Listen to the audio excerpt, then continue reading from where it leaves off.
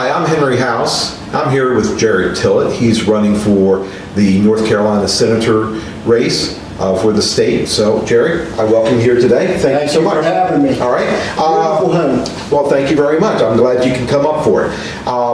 You want to kind of tell me a little bit about what your background is and why you're choosing to run for Senate? I'm a lifetime resident of this district. My wife and I both. Her parents were from Gates and Currituck. My parents from Dare and Pasquotank. All of our children have returned home and our grandchildren. So we think it's the best place to live and work and raise your children. I have been involved with public service and business all of my adult and professional life since graduating college and law school. Running several businesses and owning several businesses, and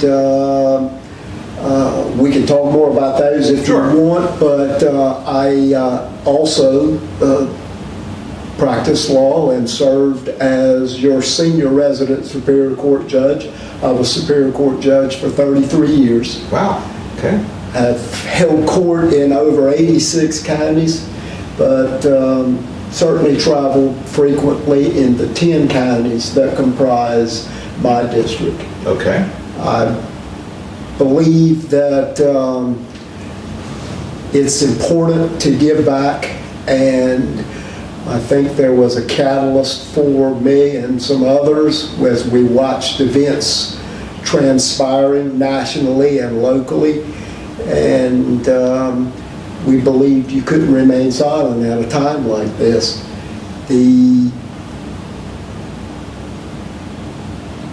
I've served on many boards and commissions, multiple terms, COA board, 15 years Farm Bureau president for 7, 8, 9 years. I've served on boards and commission with the legislature, served as statewide leader for several fraternal charitable organizations, and of course you have to progress through the steps to be elected to those.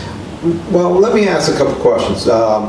One, you have a fairly large district that you would be representing pending election.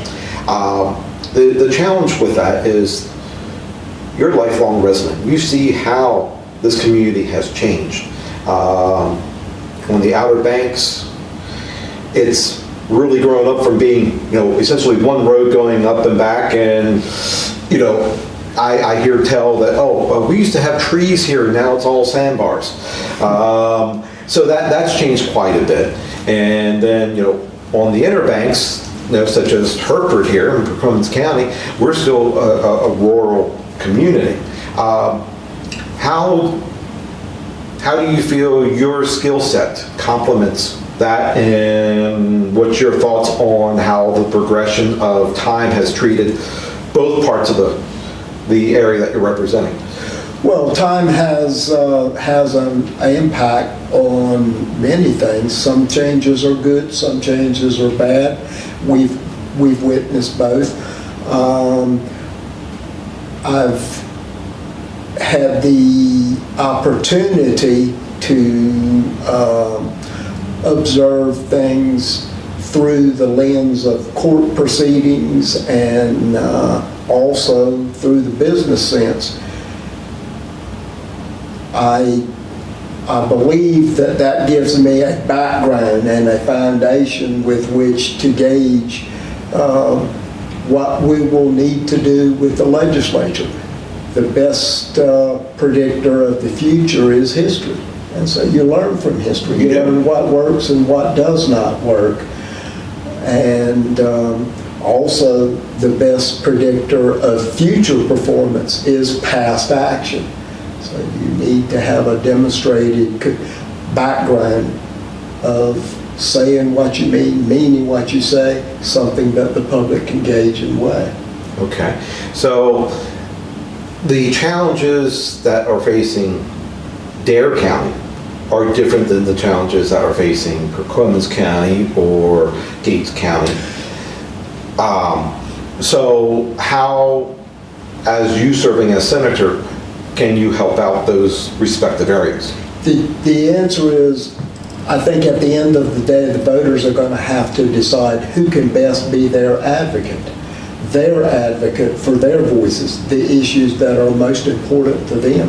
I'm not running to present my agenda or any special agenda or interest, or even a personal profession or agenda. I want to represent the voters' interest, what they say, and that's the best person to do that is an advocate.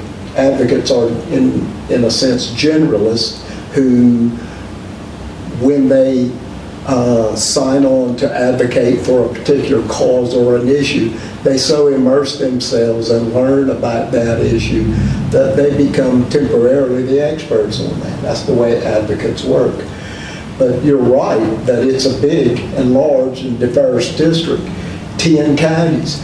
And there are certain core principles that are applicable, and I believe that are important to all of those counties. But among those, there are different applications for different counties, is the way I would see it. For example, my priorities, of course, are God, family, country, and community, but starting with law and order, and then economic prosperity, regulatory reform, and what I would call quality of life issues for residents, regardless of where you're a resident. And they include things like affordability. They include things like access to mental health. They include things like insurance. They include things like connectivity, which in some of my counties is a big issue. And so, yes, you're right that among those categories, there will be different applications of what will work in one county and what will not. In Dare, we have no farms. The last farm to go out was my father-in-law. And hence, I met my wife through my father and father-in-law trading cows and pigs. That's Okay. All right. Well, there's not a lot of dairy farming going on in this part of the state either anymore. No, not anymore. And there are none in Dare. Of course, you do have some of that in other areas. And so we need to have compatibility, and you need to have development that's compatible not only with the specific area, but with the history, heritage, and culture, and also the infrastructure that's already in place. It has to be a compatibility in terms of what will the infrastructure support? The electrical grid, the water and the sewer, the roads and the schools. And of course that can get us off into another issue of the complex issues of SDFs and impact fees and things like that. And the state has a component part, but they are generally local issues. Well, you mentioned about infrastructure, and I live in Hereford, and Hereford has interesting infrastructure challenges, and I'm sure you're aware. You drive down the street and you can see that we have some roads that have been dug up so that we can get new plumbing put in. It's great to have that as an upgrade. Electrical supply, yesterday we had the little ice storm that came through. When we got back home from church, I went to my wife, I said, I think the power went out. Because we have a battery backup on her sewing machine, and it was beeping. I would go up there and reset it, and I look at the clock, the power had been off for about 35 minutes. The S Bridge in town was shut down. Now, the unique part is one of my neighbors across the street posted the S Bridge is shut. The funny thing is, when I was coming back, the S Bridge was still shut down from us when we were coming back from church, but there were no signs on 17 letting you know. So if you drove in off 17, coming down from north to go into town, there was you drive into the bridge. We went ahead and went down on came in on Church Street. So we have those challenges. We have the sewer, we have the water, we have access to affordable internet. Internet is available, but sometimes it's not affordable to everybody. Right. Living in the town of Hertford, we have utility fees, which are wonderful that we have the utility service, but at the same point, we're paying substantially more than someone who lives outside, along with the town taxes, which are higher than living in the county. And I think you're a resident of an incorporated town? No. Oh, you're not? Okay, so you have the benefit. Yeah. Okay. So those are things, and, how do you address all these things? Because, what we need here in Hertford is completely different than what you might need in Manio. Exactly. And your phone's gonna ring and it's gonna be, hey, we need to upgrade our streetlights, or we need to do this. School, we have a major school project taking place just down the road from my house, over in Windfall. I think it's wonderful. That's additional money and resources coming to the community. We also have an expansion of our neighborhood about 10 miles from here that is coming in at what I would deem today as affordable, professional affordable starter homes. Which that means that we're going to have more kids impacting the school system. And I don't think the county has resources for impact fees to go towards education to make sure that's built up, or make sure that we have enough water capacity in the county or electrical capacity in the county. I know the county is not doing bad as far as their coffers go, but there's expenses to growing. Right. There's the expense of having, we've been advertised about having a major interstate come through here. Part of 17's already developed for it. This little strip here through Hertford's not. So how do we do that to make us more viable? And how do we create jobs locally based upon our skill set? The average household in this community, most of them are high school graduates, but we're not going much above maybe, trade vocation, or, there's definitely exceptions to the rules. There's some very college-bound and successful individuals that live in the community, but how do we bring in jobs that address the skill sets that we have here that we can build upon? This is a good question, and of course, you have to work with local government and local government officials to do all of those things, and especially with the forethought and for dealing with infrastructure and for dealing with things of ways to accommodate the growth. For example, we're talking about impact fees and SDF. Generally SDFs refer to water and sewage, right. And that's completely different than the school and roads, for example. Mm-hmm. But they are things that have to be initiated by your local government. They have to be a request for them. They have to, and it has to be specific. There are 2 court cases that basically define the parameters of those things. And that's why having a background is sometimes helpful with that. I've been asked about that in some other counties, and they said, well, nobody's ever really explained that to me, what those mean. But that's an example of where you have to work with your local officials and decide what do you want. You are the voices, and you are also the forethinkers for your communities, and so we have to work with those.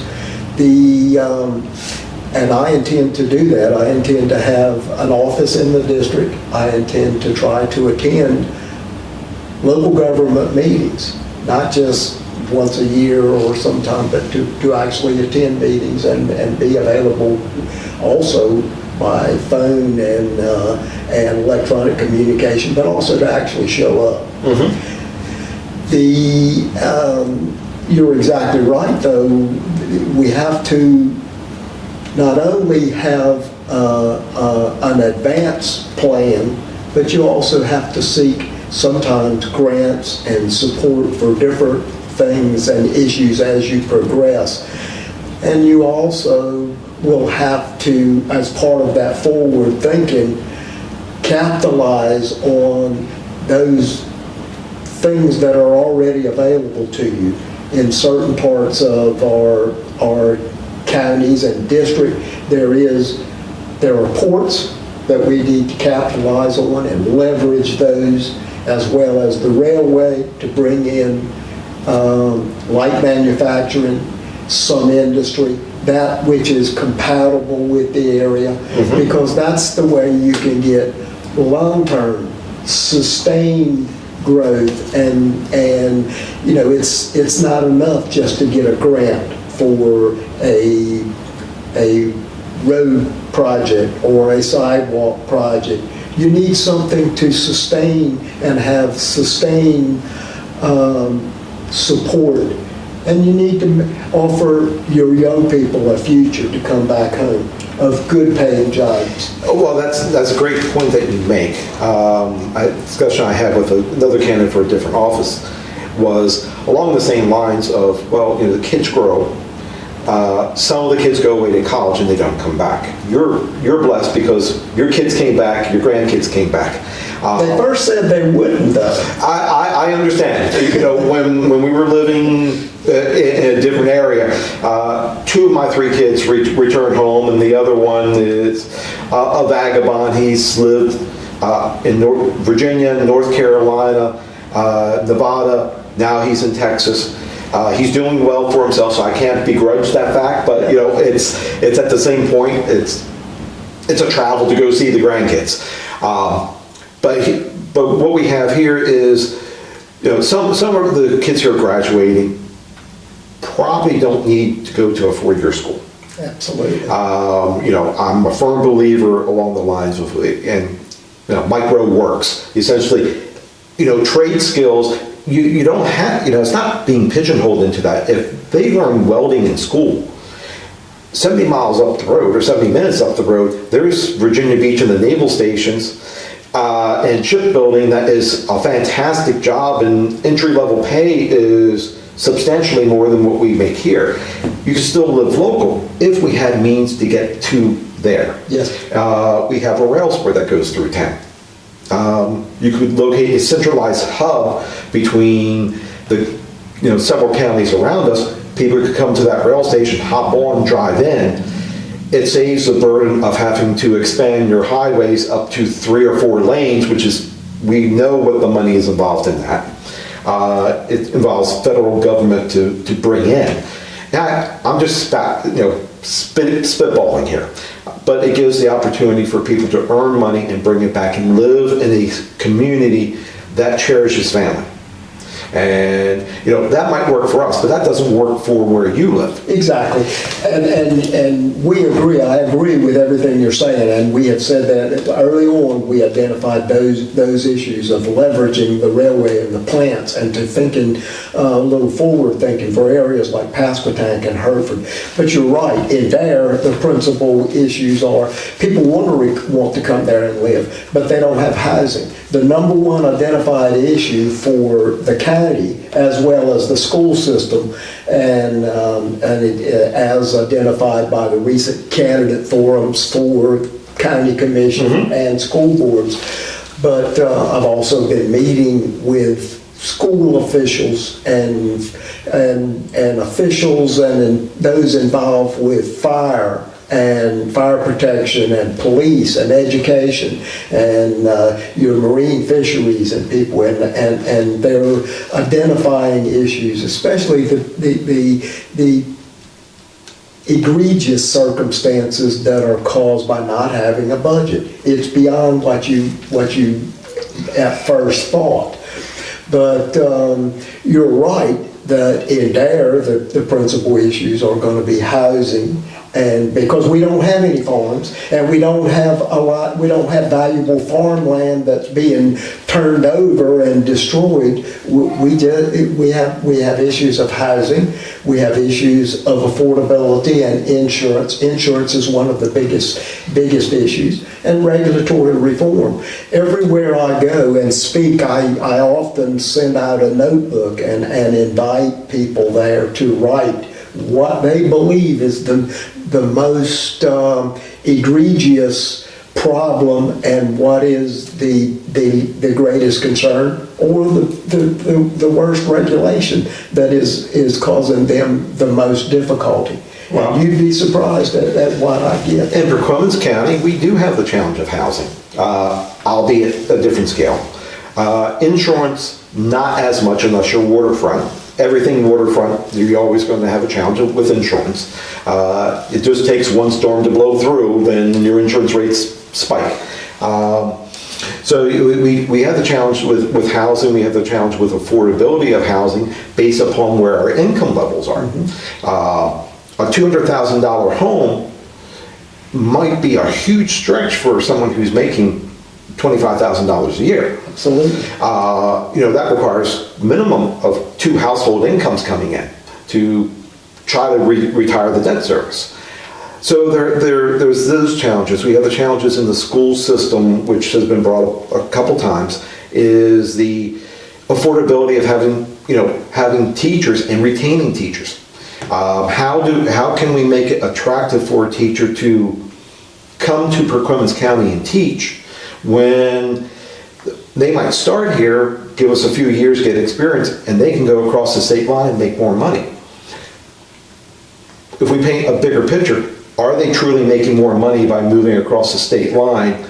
If they move, if they commute, different story. But if they move across the state line, the cost of living is higher.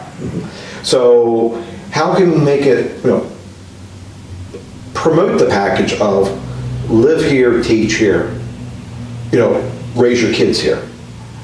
And Dare has the challenge, because your schools are fairly, you have Manio, you have up in Nags Head or Kill Level Hills, or for your high schools. I know you have more elementary schools spread throughout the area. And you have Hatteras. Hatteras too.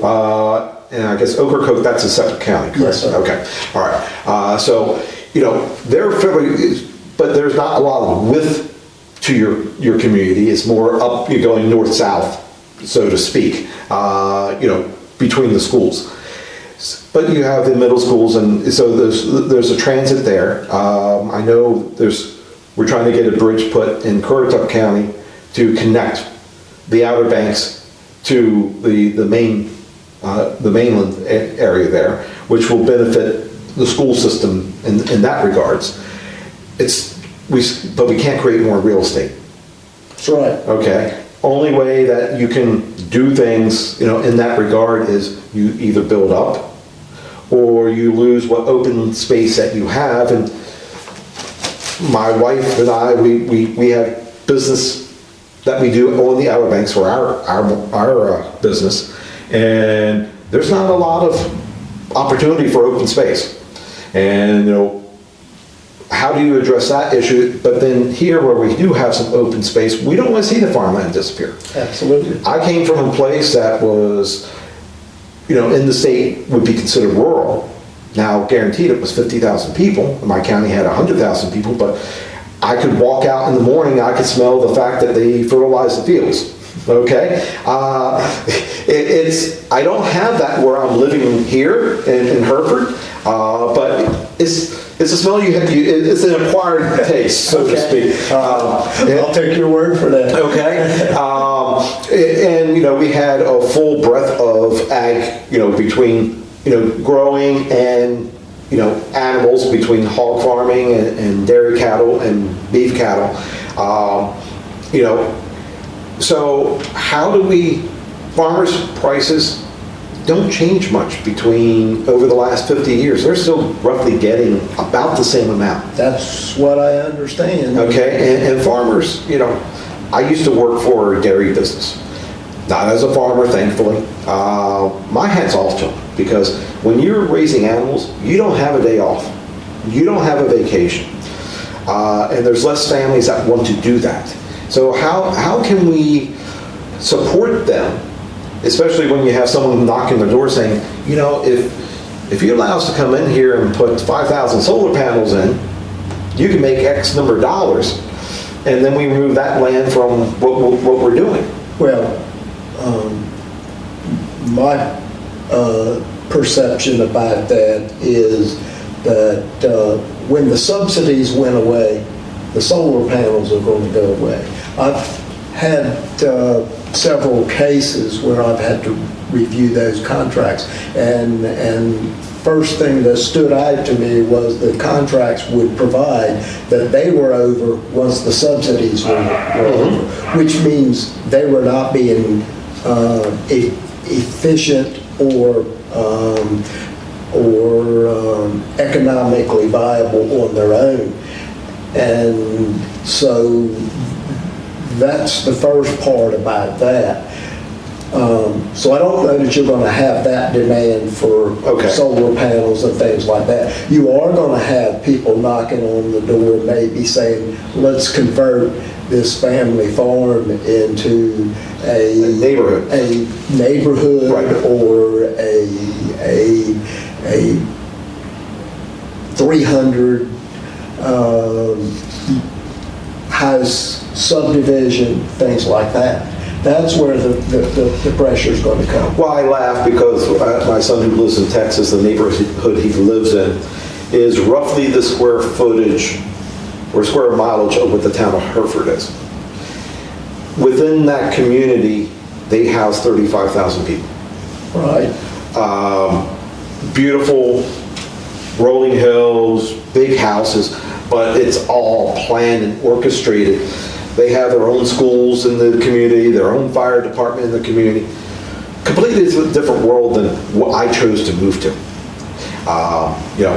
So if we move forward, how do we get jobs for the people who are high school level in the community without necessarily planning warehouses all up and down 17, which that's one of the reasons why we moved from where we were at, is that the county commissioners adopted, well, we're going to just put warehouses, and the warehouses house people for the term of their lease, and then they sit vacant, and then what do you do?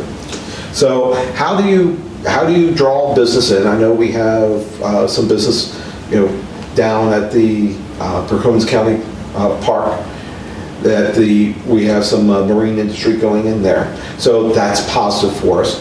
There's some skills there that are above what most of the people in the community have, but there's also entry-level jobs that people can grow and develop the skill set and be benefiting and live close. So how do we do that, not just for Perquimans, but for the entire area you represent? How do we get it? As I said, it's a different application for different areas, but Hereford, Perquimans, Pasquotank have, because of their proximity, they have an opportunity to be a model for many areas throughout the country to bring in a compatible industry and a compatible business that will provide long-term good jobs, not just minimum wage. And the training component of that is, as you've said, there are two, it's not going to be a problem. First of all, the community colleges are mandated by law to meet those needs. But moreover, our high schools are already doing that. You mentioned the trades and welding, and for example, that partnership in some schools. In there, if a person is not planning on a career in college, they can be completely certified by the time they graduate high school through the partnership with the community colleges and through the high schools. They can have an HVAC, they can have electrical, and certainly welding is one of those. Well, I had a young lady that worked for us. She graduated high school with also a community college degree, then spent a little over a year and a half out of the community getting her bachelor's degree. Now she's back in the community doing... Absolutely. And that's a wonderful benefit, instead of saying, well, I have 4 more years of school, I really only have 2 more years. But education and what your vocation had been as a judge, dealing with the criminal element,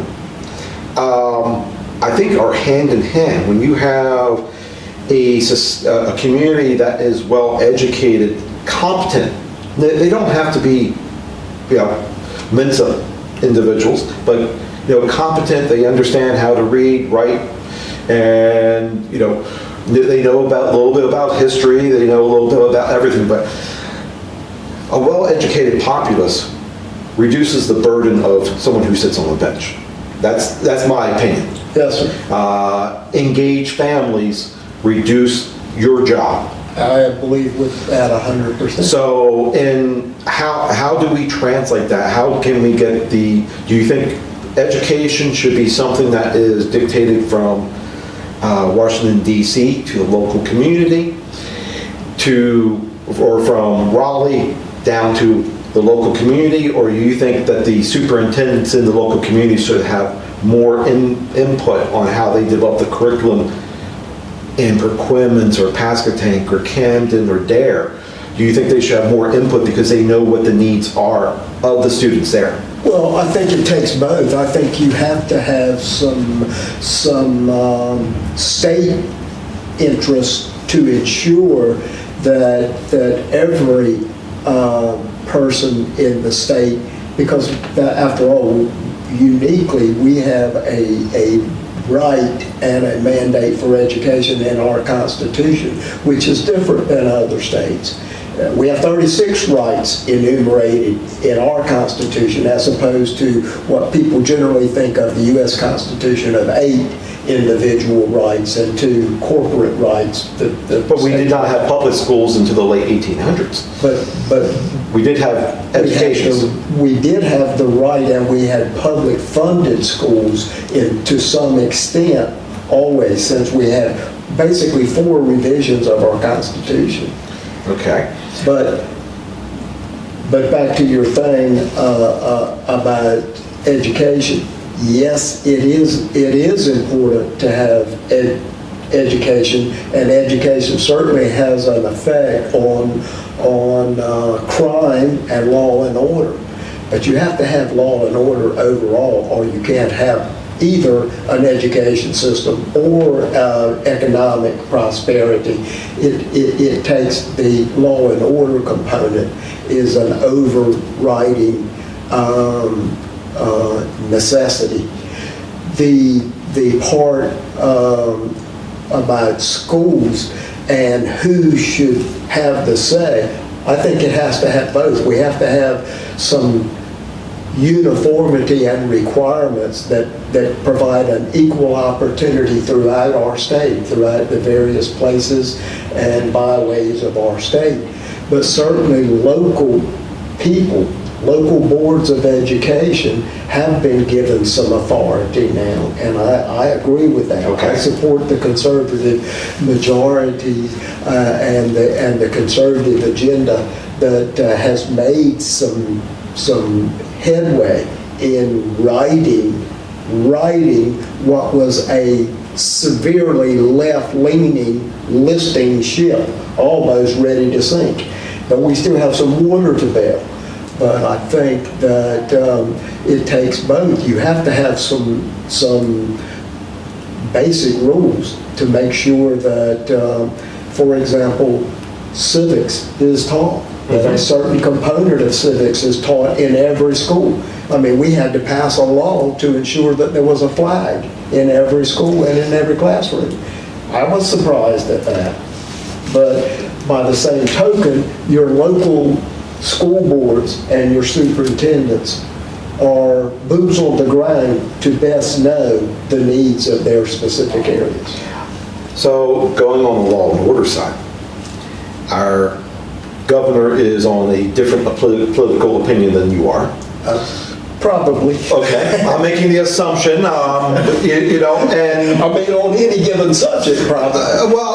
The odd part is that even as, I'm a right-leaning individual, but we agree, a lot of times we agree for about 90% of things. It's just when we start to dig down into it. You and the governor. Well, not necessarily me and the governor, but me and someone who is, on the other side of the aisle. We agree that, crime is a problem in the community, We just have different opinions of how we want to address the crime in the community. Just north of us, the governor has announced that they no longer want to participate or cooperate with ICE. Illegal immigration into this country has filled the court dockets with things that shouldn't be happening. Okay. Individuals driving without licenses, getting in accidents, taking a life. I don't think that all the immigration is taking away jobs from Americans. I think there should be a pathway for it. If the governor says, the governor of North Carolina says, I'm not going to cooperate with ICE, what is your retort? Well, as a state senator, as you know, the state legislature does have a say in that, and there were 4 bills that were introduced last session of the 1,700 that were introduced. One of those passed. Actually, 2 of them in some version passed, but 2 did not pass. One of them was the Border Security Act, which is, people keep saying, well, what's one of your first priorities? Well, my first priority is going to be to address what the people of my district have asked of me. What do they identify? And you pass a notebook at each meeting, so you probably have 1,000 lines. But you understand, we won't be taking office until January of 27. Right. So it may not be, what is an urgency right this moment may not be an urgency right then. And also, people have to understand that it's going to be a different legislature. Mm-hmm. There's going to be some changes. We don't know what that Senate body or that legislature is going to look like. And the first thing that a legislature has to do, or a Senate body has to do, is write its own rules. They write their own rules. And I think it's important to get in that game early about that, and to form coalitions that can have a greater voice.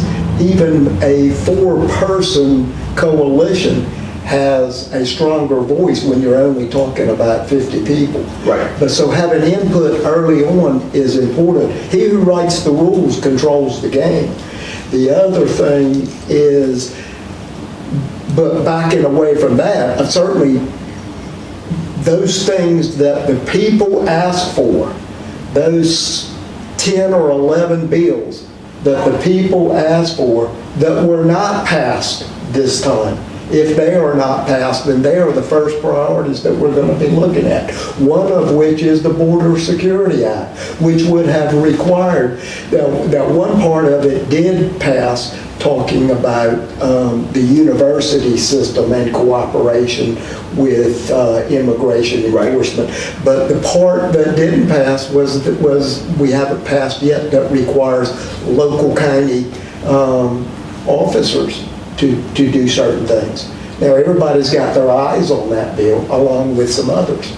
But that would be a priority. Okay. And so there is a state response, just as there is also a stand firm response. Because of those 1,700 bills that were introduced, there was not only 4 bills to strengthen enforcement and support for immigration enforcement, there were also opposing bills by the other side to do the exact opposite. Strip away everyone. To strip away everything. And so it's a double vigilance that's required. You have to be moving forward with some bills, and you have to stand firm against some bills.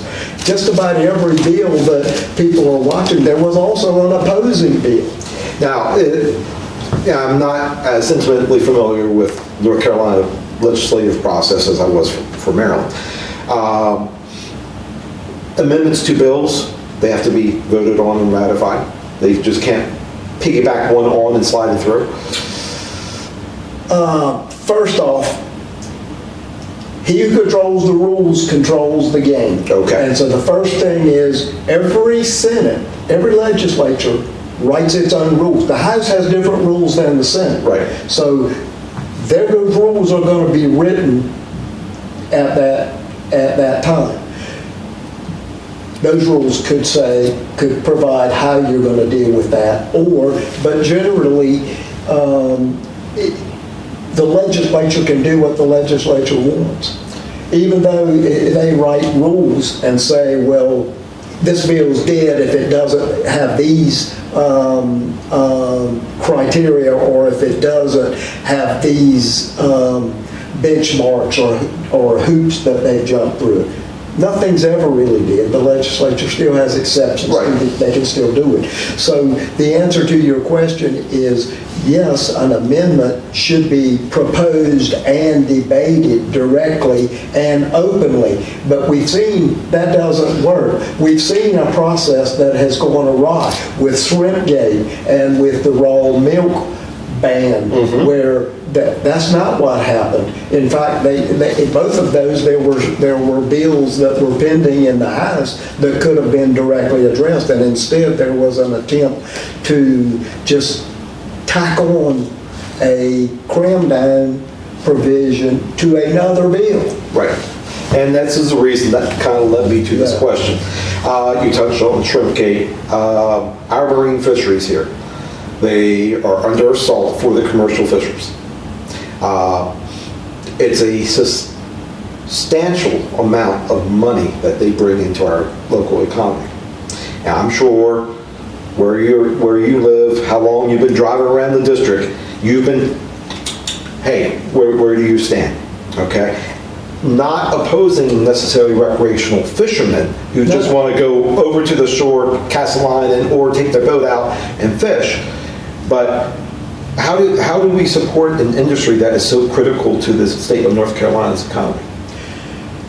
We have to work with the conservative agenda and move our state in that direction every time we can, unless there is a proposal and intent to destroy an industry. Not only an industry, but a heritage and a culture, and to do so with an unfair process. So it's representative of something more important and broader, and that is a flawed process. Whether you agree, whether you're on the side of recreational fishermen or on the side of commercial fishermen, people agree that the process should be fair, and that's not what happened before. And again, we have two constitutional rights.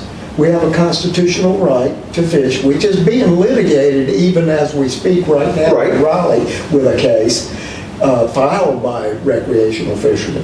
But we also have the pursuits of your labor clause of our state constitution, which is different than the U.S. Constitution. Right, and we are entitled to that. Yes.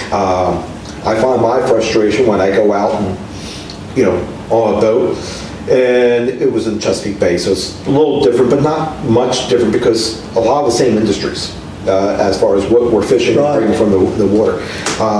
Crab pots, being planted willy-nilly as you're getting ready to leave, almost across the channel.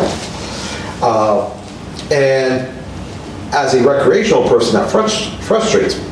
If they stayed out of the, documented channel, no problem. I shouldn't be over the, occasion, you're going to be over there. But if it gets out of the waterway, which it's not supposed to, but things happen, okay? And they're going to crab where the crabs are.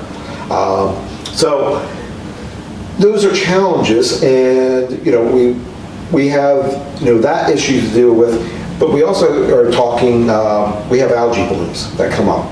And the algae blooms sometimes are, too much nitrogen in the water. And it can be anything because a sewage treatment plant might not be performing up to spec, or we have a little farm runoff. But I would like to think that the farm runoffs today are a minimum distraction to where we were 25 years ago, because we're getting more knowledgeable about how to spread and feed and take care of our farms.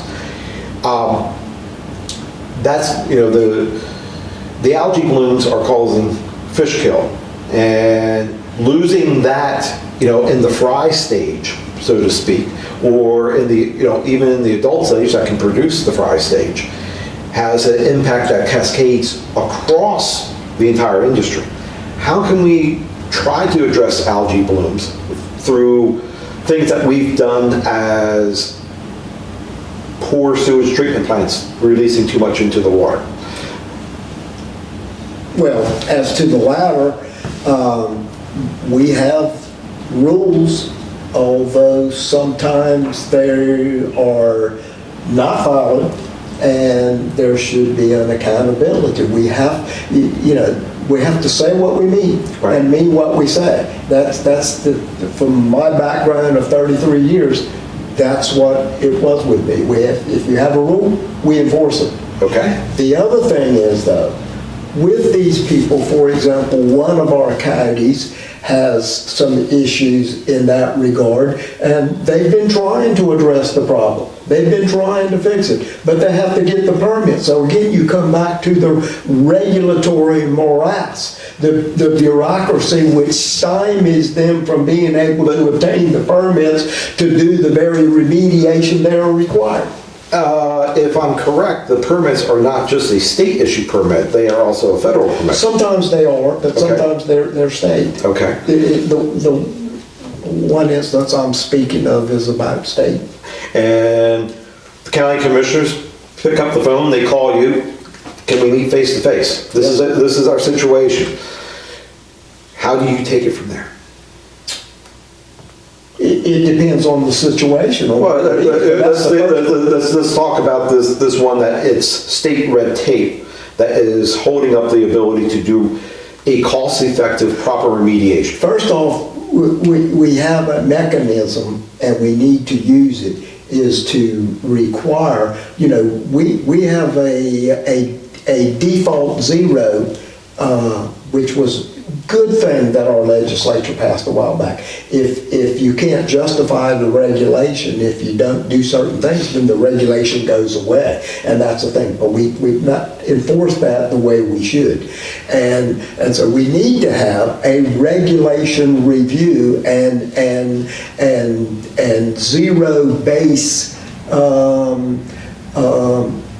justification review of regulations.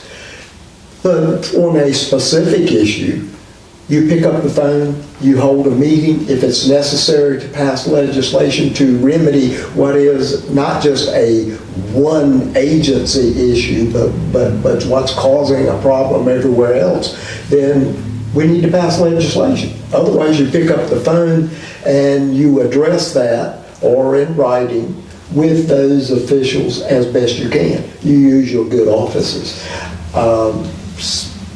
Many years ago, I worked with the legislature, and so I had some of that experience. Okay. So would you support, and this came to me, the equivalent of an Elon Musk task team coming in and going through the... No, I'm not suggesting that. Okay. Like that. All right. So you're not tossing the baby in the bathwater at the same time. No. Okay. How do you feel about our state budget and where we're at? How do you feel about the spending and the balance of where we're putting funds? Well, I don't know what you mean with where we're at. We don't have a budget. We haven't had a budget for 3 years. The last budget we had, the schools are operating on a budget that was from the first biennium 3 years ago. And we're on CRs since that point, correct? Not necessarily. Okay. Not everything. That's just some things. For example, the schools feel the impact of that greatly.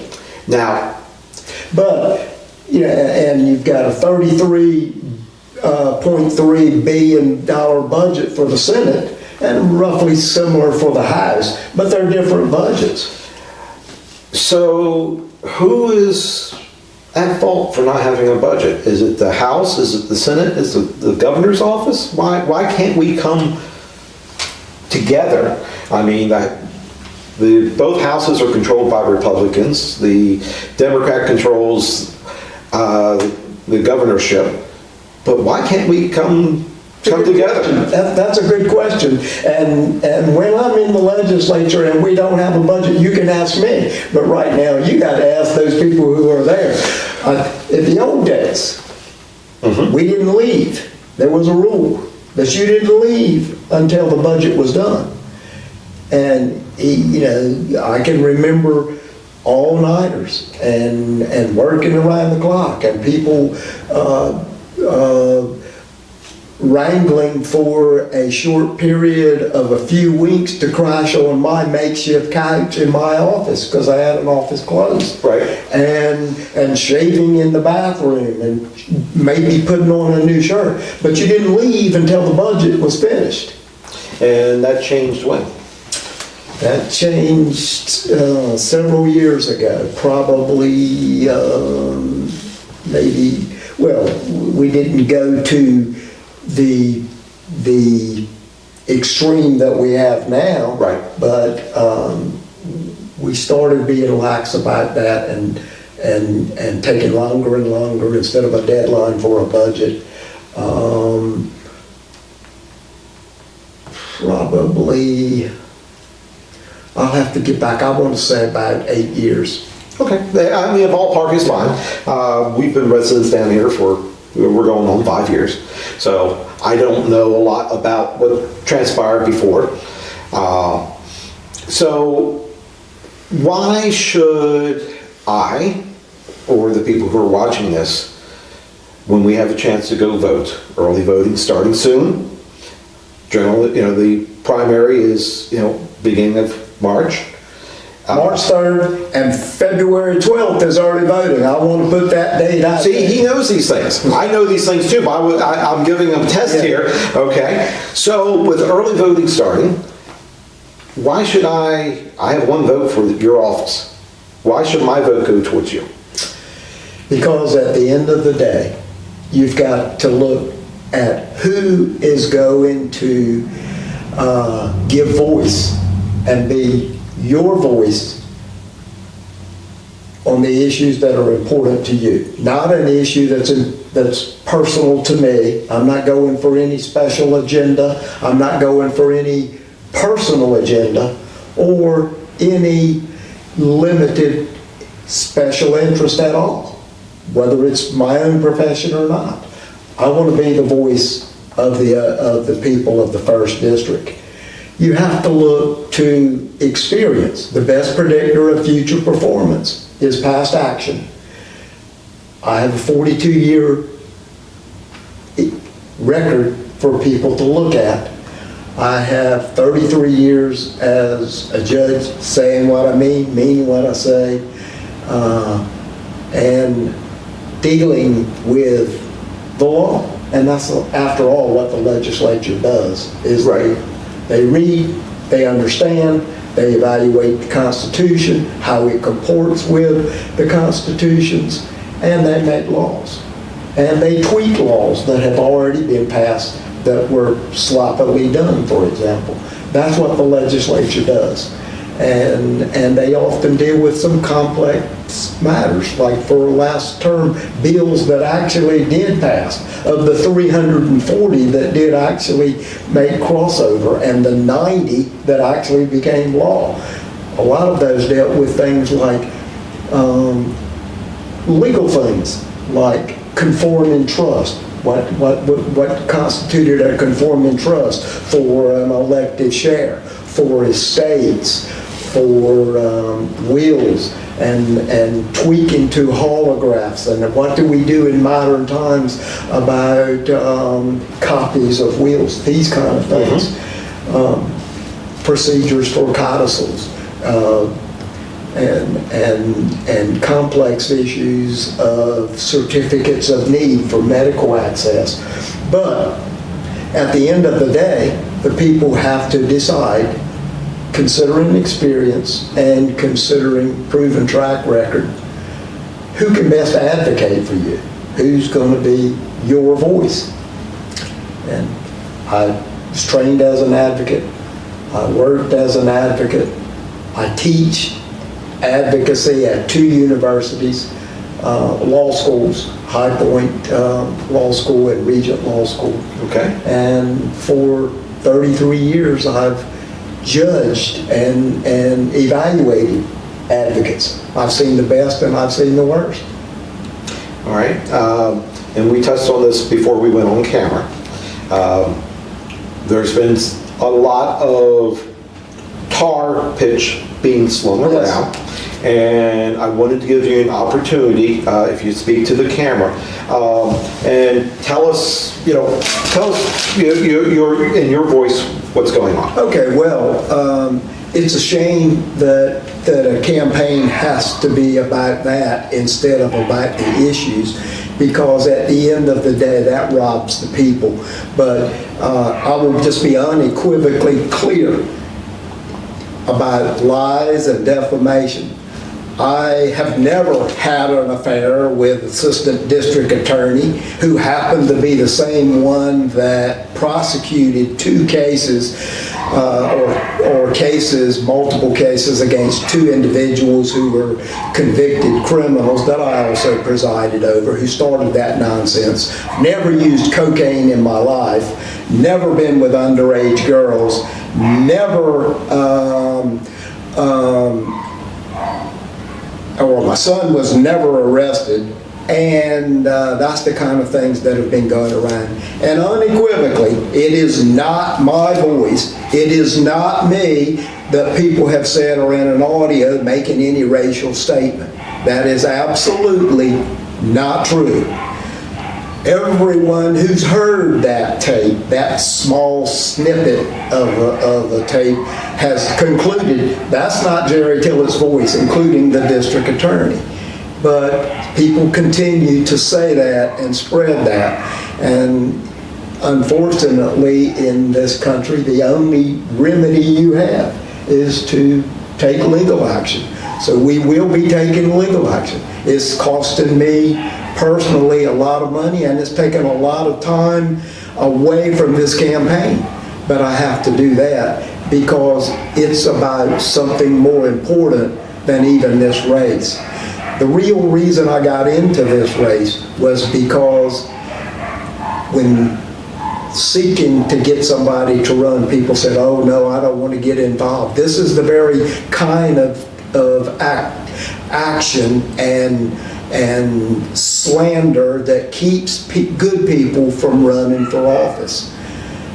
And this shuts down the free and open debate of ideas, and it allows a stifling that we were seeing of any conservative view. It's more important than any one race. It's more important than any one office. This is about everybody who runs for office. So it won't be because I'll be getting a lot of money. I don't think that based on the character of the people that are involved, they will have a lot of worth. But we will be addressing and seeking to hold accountable the people who have done that, not because it's for me, but because it's important for every person that runs this race. Jerry, I thank you very much. If we want to find out more about you, how can we find out more about you? First, go to tillettforsenate.com. Tillettforsenate.com. I also have a listed phone number, have for almost 40 years. Okay. Also, I am accessible. We have information that we're handing out everywhere I go, everywhere I'm given an opportunity to talk and speak.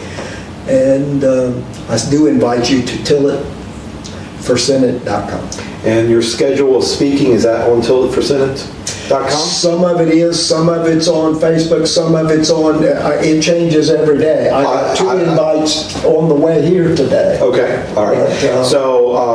But, what's the, check on Facebook? Or? Yes, and I'll be in Currituck tomorrow. Let's see. I have a schedule throughout the week. Okay. Well, I mean, leading up to, and you'll still be out campaigning even after early voting opens. Oh, yes, sir. Okay, there is no rest for the weary.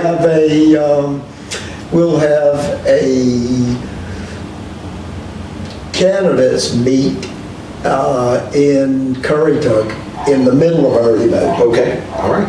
Well, make sure you check out TillettForSenate.com or his Facebook page that should have up-to-date information on where you can find him while he's out in the community, because I know everyone's going to look at this, not necessarily on the day that it's published, but at some point in time. And Jerry, thank you very much for coming Thank you, today. sir. I appreciate you coming up. I'm Henry House, and this is Perquimans Lives. Thank you guys for tuning in. Have a great day. Thank you.